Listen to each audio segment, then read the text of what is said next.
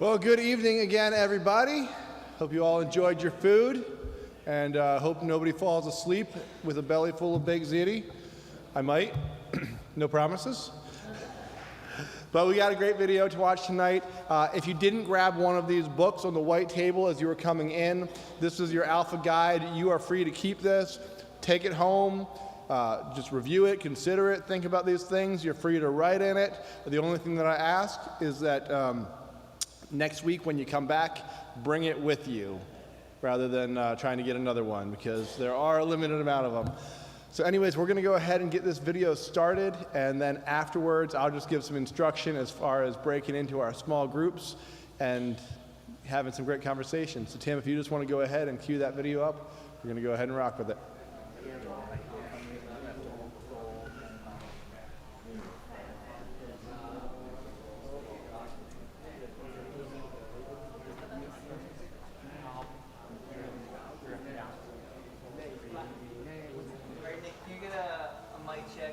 Hi, I'm Nicky. Welcome to Alpha. Life is busy. Every day we ask so many questions. What should I wear? What's the weather going to be like? What's happening today? How am I going to fit everything in? But then there are those bigger questions. Like, why am I here? Where am I heading? Is this it? Is there more to life than this? These are life's big questions, but there's rarely enough time to think them through properly. We all have different perspectives on the meaning of life and faith, and Alpha is an opportunity to explore life's big questions. This is a great place to come together and talk about them openly and honestly. I'm Gemma. I'm Toby. And this is Alpha.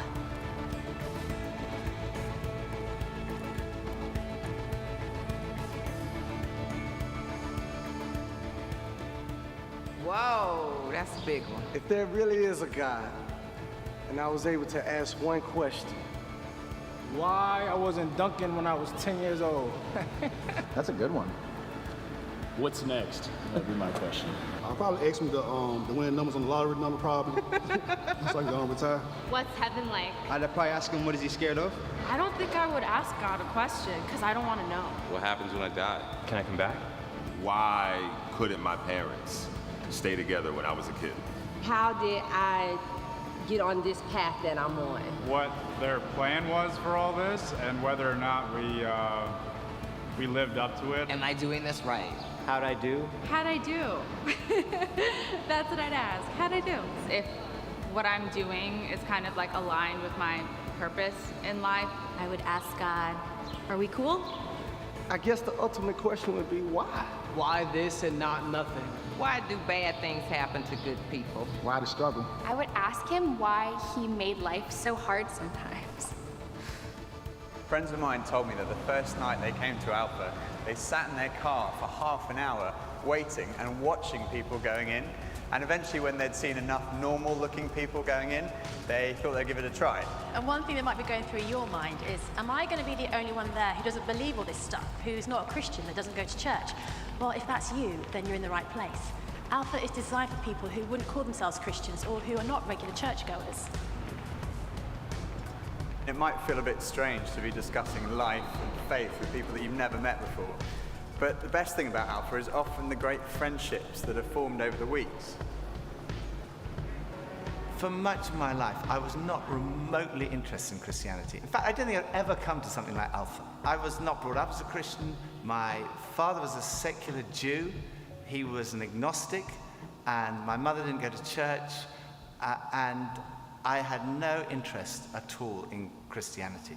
First of all, I just thought it was so boring. Everything to me about church, Christianity, religion was just dull and dreary. And it kind of made me feel a little bit guilty. I didn't know why, but I just didn't want to have anything to do with it. And I also thought it was untrue. I thought I'd sort of thought it through, and I'd come up with these intellectual objections, and I called myself, very pretentiously, I called myself a logical determinist. And I quite enjoyed arguing with people who called themselves Christians. And at university, I had a bit of a reputation for being an argumentative atheist. And I also thought it was irrelevant to my life. I couldn't see how someone who'd lived 2,000 years ago, 2,000 miles away, could have any relevance to my life today. It just seemed outdated and irrelevant. But at the same time, looking back now, I would say something was missing. I say that because I don't think I was living in the moment. I was always looking forward to the next thing in life. So when I was at school, I was thinking, when I finish my exams, maybe that will be when I'm going to really start to enjoy life. I finished my exams, and then after about 3 weeks, I started to think there's got to be more to life than this. And I thought, well, maybe when I've left school, that will be what life's all about. And then I left school, and after about 3 weeks, I started to think, there's got to be more to life than this. I thought, well, maybe the answer is to get a girlfriend. And somehow, I don't know how I managed it, but I managed to find a girlfriend. Again, after about 3 weeks, I started to think, there's got to be more to life than this. And basically, there was something missing. I was longing for more. The actor Jim Carrey once said, "I wish everyone could get rich and famous and have everything they've ever dreamed of, so they would know that's not the answer." Some people dream of having their name in lights, of fame and fortune. Some people dream of finding happiness through relationships, careers, money, whatever it may be. But do you ever get that niggly feeling that as good as those things are, there must be more to life? Yeah, all too often life just doesn't turn out the way we think it should. And even when it does and we achieve our wildest dreams, it's somehow never quite enough. It just doesn't satisfy. It's like there's something missing. And Jesus said, "I am the bread of life." In other words, I'm the one who fulfills the longing that's deep inside every human heart. Jesus claimed to be the one person who can satisfy that spiritual hunger. Freddie Mercury, the lead singer of the rock group Queen, had amassed a huge fortune and attracted millions of fans. But he admitted in an interview shortly before his death that he was desperately lonely. He said this, "You can have everything in the world and still be the loneliest man, and that's the most bitter type of loneliness. Success has brought me world idolization and millions of pounds, but it's prevented me from having the one thing we all need, a loving, ongoing relationship." Ultimately, there's only one relationship that is totally loving and goes on forever, and that's a relationship with God. And Jesus said, "I am the way to that relationship." Jesus said, "I am the way, the truth, and the life."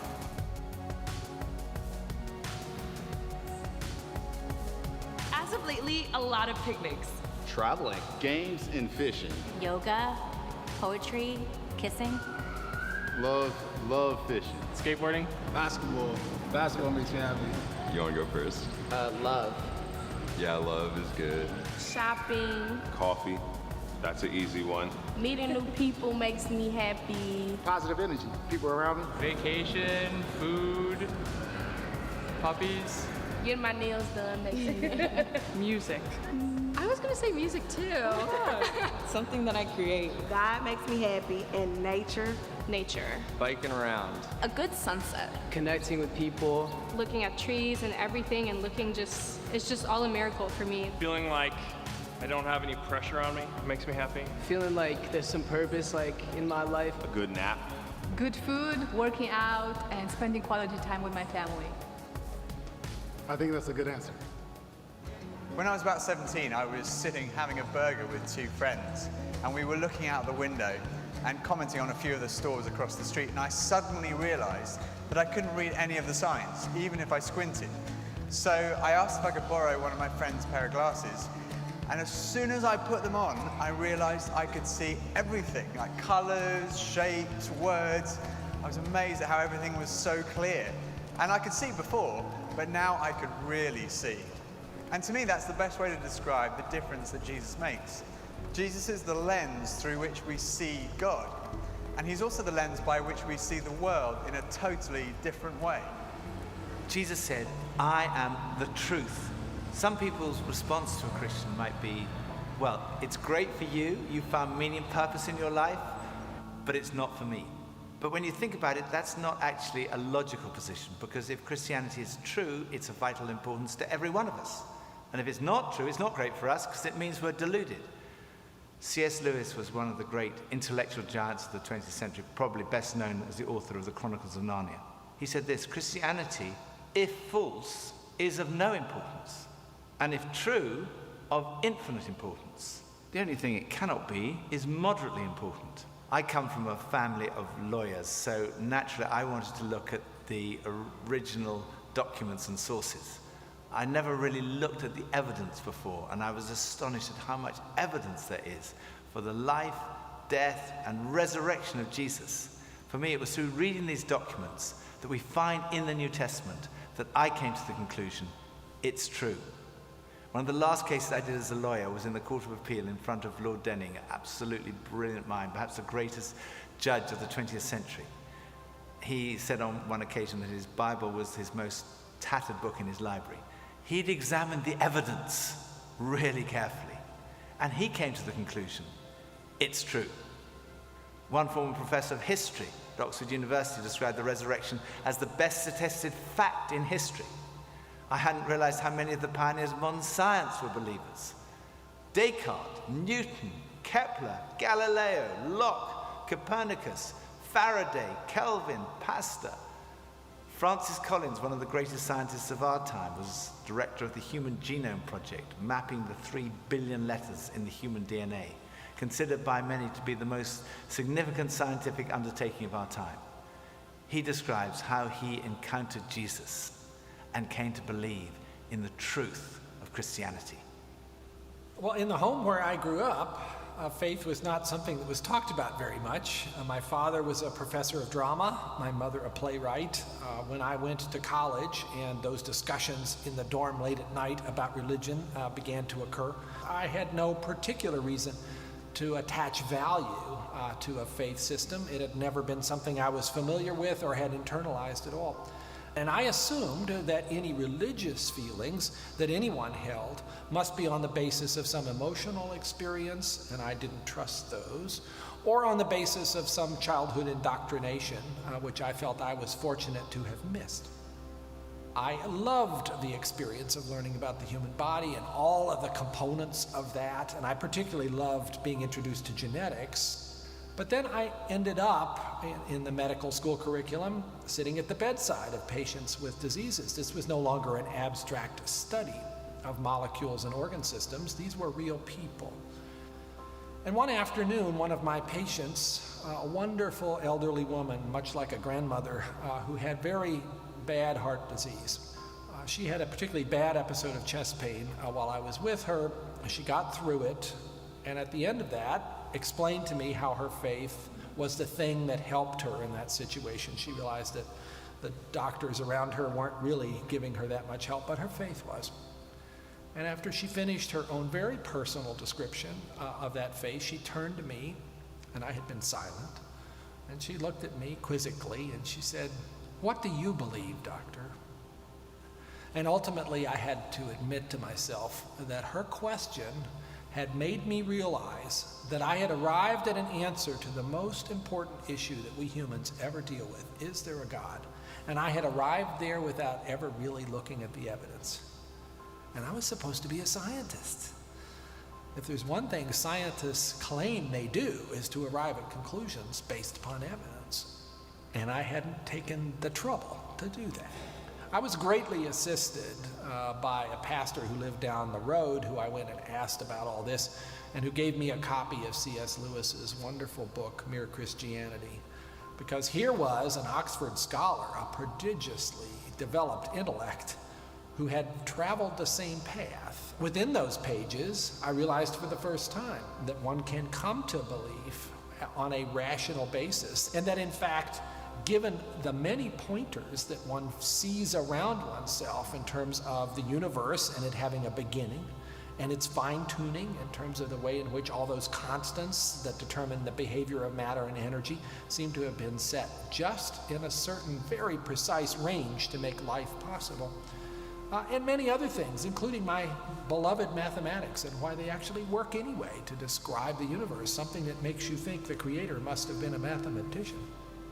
That brought me then to the person of Jesus Christ as a person who was historically extremely well documented. That was news to me. I thought Christ was as much myth as history, and I realized after reading more about it, this was a historical figure upon which we have a great deal of evidence for his existence and his teachings, and even his rising from the dead in a literal way. That day at my patient's bedside started a journey for me. A journey that I was reluctant to begin, but I felt I needed to. A journey that I thought would result in strengthening my atheism, but to my surprise, resulted in my conversion. There's a difference between knowing facts about someone and really knowing them personally. Now, I've known my husband Phil for 3 years now, but suppose if before we met, I found him on a website called The Amazing Man. Now, there's no doubt I would have looked at him and thought, okay, I'm intrigued. But what if each page was dedicated to his amazing abilities, his sparkling personality, his tender heart, his extraordinary intelligence, and his cooking abilities? Well, I would think, wow, he does sound like an amazing person. But that's head knowledge. But I also have the privilege of being married to him, and I know that he's an amazing person, which is knowledge that comes from experience of relationship, and that's heart knowledge. When Jesus said, I am the truth, he was talking about more than just a kind of intellectual truth. The Hebrew understanding of truth was truth as experienced. And there's a big difference between a kind of intellectual knowledge and a personal knowledge, between your head and your heart. So when someone says, I know Jesus is the truth, they're not just talking about being convinced of the evidence. They're also talking about experiencing a relationship with the risen Jesus Christ. So Jesus said, I am the way, the truth, and lastly he said, I am the life. I have come that you may have life and have it to the full. Jesus came to deal with the things in our lives that stop us from enjoying life to the full, the things that spoil our lives. I hate shopping. I loathe it. I think I'm allergic to shopping. But occasionally my wife Pippa persuades me to go shopping, and just after Christmas, it was the sales, and she persuaded me to go shopping. And we went into the shop and we bought this very nice new sweater, and same colour as all my other sweaters. And we left the shop and we went to buy a present for her. And we went into this ghastly shop. It was so crowded. It was unbelievable. And even Pippa had had enough and she said, okay, we're leaving. So we went to leave. And as we left, the security alarm went off. And the security guys moved in very quickly and they stopped us all from leaving. And like the crowd that was trying to leave was stopped, and the crowd that was trying to come in was stopped. And we were there right in the middle. The 6 of us who were going through the security at that one time were all taken off and sectioned off from all the rest. And they wanted to see which one of the 6 of us had set off the alarm. So they sent one of them through, and that was fine. They obviously hadn't set it off. Then they sent the next one through. They obviously hadn't set it off.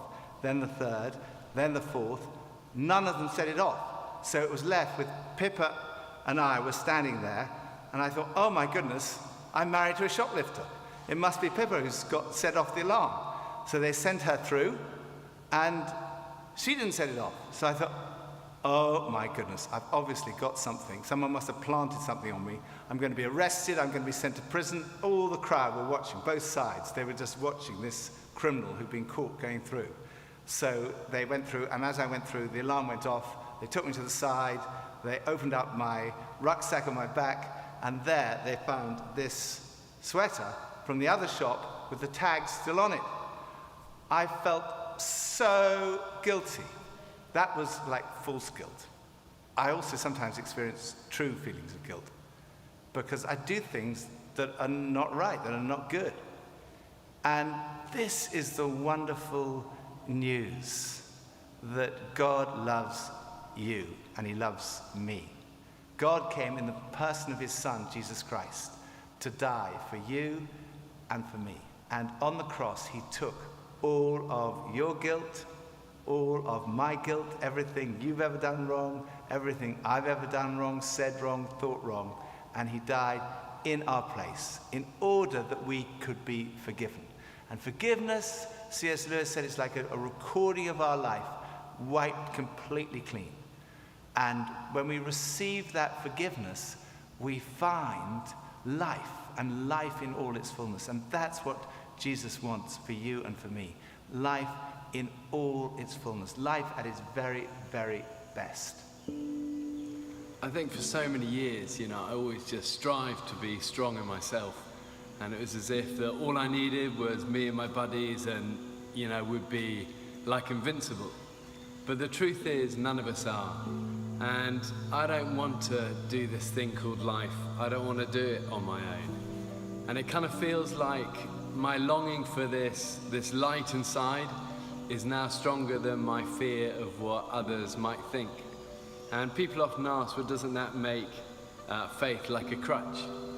And, well, maybe, but, what does a crutch do? A crutch helps you stand, and it makes you stronger. And in that case, sure, I need a bit of that. But especially when it's so much more than that. When this faith inside is also like a backbone, helping me stand tall and helping me be strong when I'm really up against it, facing those odds, whether it's on a mountain or stuck in some jungle, or just dealing with the storms, with the storms of life. Sure, I need it, I need that. But at heart, my Christian faith says that I'm known to Christ, bought at a price, blessed with light.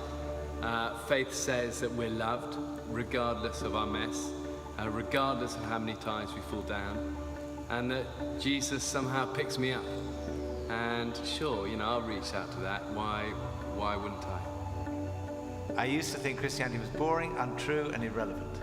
But when I read about Jesus, I realized he was anything but. Jesus said he's the way to God. He's the one who brings meaning and purpose to your life. He said he's the truth. He said he's the life, that true fulfillment is found in a relationship with God through him. Alpha is a place where you can be yourself. You can say what you think and challenge everything. No question is too complex or too simple. And what your point of view is as important as anyone else's. And over the weeks ahead, we are going on a journey together, an adventure to explore the questions of life, faith, and meaning. Think of it this way. If you live to be 70, you're going to spend 20 years and 3 months asleep, 10 years and 5 months watching TV, 5 years and 9 months in some form of transportation, 7 years and 6 months eating and drinking. You have approximately 570,000 hours left to live. So why not spend less than 24 of them asking life's biggest questions? Welcome to Alpha.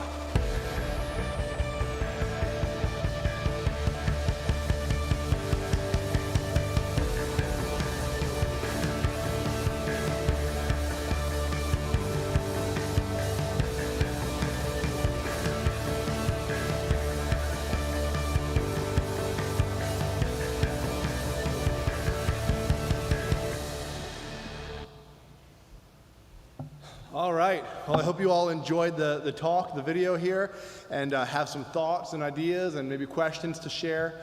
If you didn't know already, for the small groups that we have folks who have volunteered to be hosts for those groups. Can we get the hosts to stand up? You know who you are. And when you signed in tonight as you came in on this sheet, you signed up for one of these groups. And so they're all going to go in different places. We'll have Tim and Emily. You see Tim back there in the corner. If you signed up on that list, you'll be, where did we say we're going to put you? Right here in the sanctuary? Oh, no, sorry, over in the gallery room over here. We'll have another group over here with Tegan, and they're going to be over in the gathering space where we ate dinner. We'll have another group that is going to be out here on the patio if you signed up for group 3. And we'll have another group that's going to be, did we say here? Over here in the chapel. If you're not sure which group you signed up for or not sure where to go, just come and talk to me, and we'll break up into these groups and have some conversations. Tonight's going to be a chance to get to know each other a little bit more and just share openly about some of our thoughts about some of these things we're talking about. So, group 1, tell me again. Gallery in group 1. Patio is gathering space is group 2, patio group 3, and chapel group 4. Yeah? Okay, come and see me if you're not sure what group you signed up for.